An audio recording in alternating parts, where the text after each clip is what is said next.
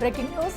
సంగారెడ్డి జిల్లా బీరంగూడలో జరిగిన యువకుడి హత్య తెలుగు రాష్ట్రాల్లో సంచలనంగా మారింది. ప్రేమిస్తున్నాడని తెలిసి యువకుడిని యువతి ఇంటి వారు ఇంటికి పిలిచి హత్య చేశారనే ప్రచారం జరుగుతుంది. ఈ సందర్భంలో శ్రవణ్ సాయి హత్య కేసులో అతని స్నేహితుడు హర్ష సంచలన విషయాలు వెల్లడించారు. 2 నెలల క్రితం శ్రీజ పినతండ్రి శ్రవణ్ సాయికి కాల్ చేసి శ్రీజ జోలికి వస్తే చంపేస్తామని బెదిరించారని తెలిపారు. ఆ బెదిరింపు సమయంలో తాను హైదరాబాద్ లో శ్రవణ్ సాయి రూమ్ లోనే ఉన్నానని చెప్పాడు.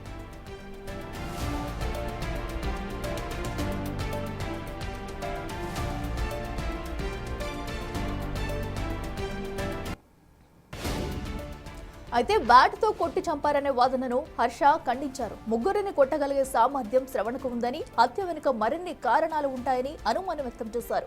ఏడాది క్రితం గొడవ తర్వాత దూరంగా ఉన్న 3 రోజుల క్రితం శ్రీజ కాల్స్ చేస్తుందని శ్రవణ్ సాయి తనతో చెప్పినట్లు పేర్కొన్నాడు. నిందితులను కఠినంగా శిక్షించాలని డిమాండ్ చేస్తున్న హర్షతో మా ప్రతినిధి నరసింహ ఫేస్ టు ఫేస్.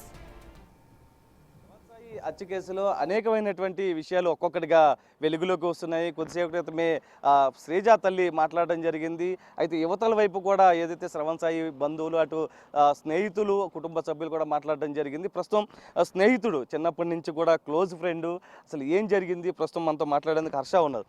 మొత్తం చూస్తూ ఉన్నాం పరిణామాలన్నీ కూడా. నీకు 10th మొత్తం అసలు ఏమనిపిస్తుంది నీకు? అసలు అలా హత్య చేయకుండా వాళ్ళ ఇంటికి వచ్చి కొద్దిగా ఇలా మీ అబ్బాయి వచ్చి మా అమ్మాయితో లవ్ చేస్తున్నాడు అని చెప్తే వాళ్ళ ఇంట్లో వాళ్ళు పెళ్లి చేసేవాళ్ళు.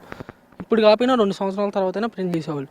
ఆ అమ్మాయి ప్రెగ్నెంట్ అయింది కదా, వాడు DNA టెస్ట్ మా బావ చూపించమన్నారు పోలీసుల దగ్గర. అది చెక్ చేయండి. మరి అంటే ఏదైతే శ్రీజాతో నువ్వు కూడా మాట్లాడడం జరిగింది, అంటే అప్పుడు గతంలో ఏదైతే శ్రవణ్ సాయి పరిచయం చేశాడు శ్రీజాని, నీతో కూడా మాట్లాడారు, ఏం చెప్తూ ఉండేది? అంటే నేను అంతగా మాట్లాడేవాడిని కదా అమ్మాయిలతో. హాయ్ అంటే హాయ్ అనేవాడిని అంతే, దానికి మించి ఏం కాదు. అంటే అమ్మాయి మామూలుగా బర్త్డే అప్పుడు హ్యాపీ బర్త్డే అని పెట్టేది, వాడు మాట్లాడరా ఏం కాదు అంతే అండి.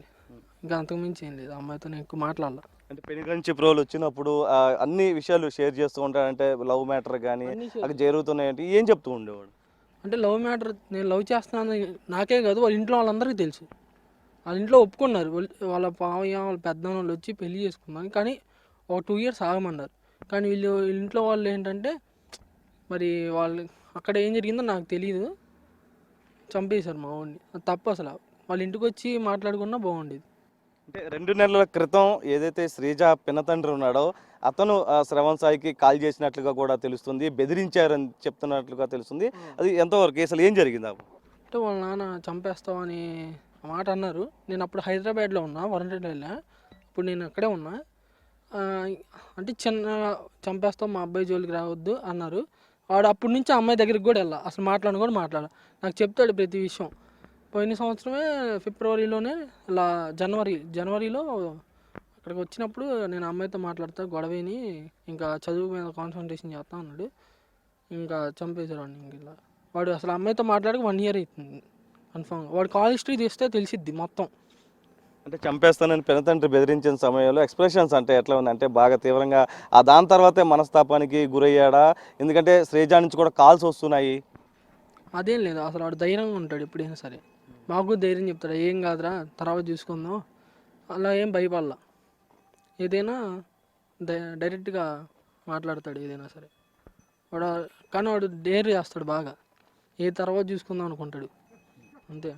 అంటే ఒక్క దెబ్బకి కొడితేనే చనిపోయే పరిస్థితి ఉంటుంది? అసలు ఆ ఒక్క దెబ్బ కాదు, వాడు ఎంత గట్టి మనిషి అంటే వాడు ఒక్కడే 3-4 లేపేస్తాడు బాగా. వాళ్ళ మమ్మీ గారు ఏదో ఒక బ్యాట్ దెబ్బ కొడితే ఎవరు నన్ను కొట్టినా సరే నేను 3 కొడతా. వాడికి బాగా గట్టాడు అన్న.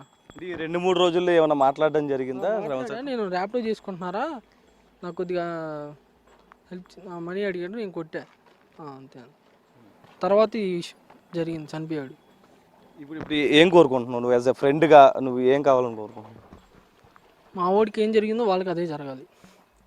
ఇది హర్ష చెప్తుంది, ఏదైతే శ్రవణ్ సాయి ఫ్రెండ్ హర్ష, అతను చెప్పిన ప్రతిదీ షేర్ చేస్తూ ఉంటాడు, అన్ని విషయాలు చెప్తూ ఉంటాడు. కానీ ఈ ఒక్క విషయమే వెళ్తున్న సమయంలో సమాచారం ఇస్తే కనుక వేరేలాగా ఉండేదంటూ కూడా చెప్తున్నారు. ఏదైతే ఇతరత్ర జరిగినటువంటి పరిణామాలు ఉన్నాయి, అక్కడ జరిగినటువంటి ఇష్యూకి సంబంధించి 2 నెలల క్రితం పినతండ్రి కాల్ చేసి చంపేస్తామని బెదిరించాడంటుగా. అప్పుడు ఇతను కూడా స్పాట్లోనే ఉన్నప్పుడు అతను ధైర్యం చెప్పినటువంటి పరిస్థితి. 2 రోజుల క్రితం కూడా మాట్లాడడం జరిగింది, ర్యాపిడ్ వేసుకుంటున్నాను, చదువు మీద కాన్సన్ట్రేషన్ చేస్తున్నానని చెప్పిన నేపథ్యంలో ప్రస్తుతం ఇలాగా హత్యగావించబడ్డాడు. అయితే పెనుగంచి ప్రోల్లో ఉన్నటువంటి స్నేహితులు మొత్తం కూడా కన్నీరు మున్నీరుగా వెలిపిస్తున్నటువంటి పరిస్థితి కనిపిస్తుంది. ఏదైతే ఒకటే కోరుతున్నారు, ఎవరైతే ఉన్నారో వారికి హత్య చేశారో వారిని కఠినంగా శిక్షించాలంటూ కూడా వీరంతా డిమాండ్ చేస్తున్నటువంటి పరిస్థితే కనిపిస్తుంది.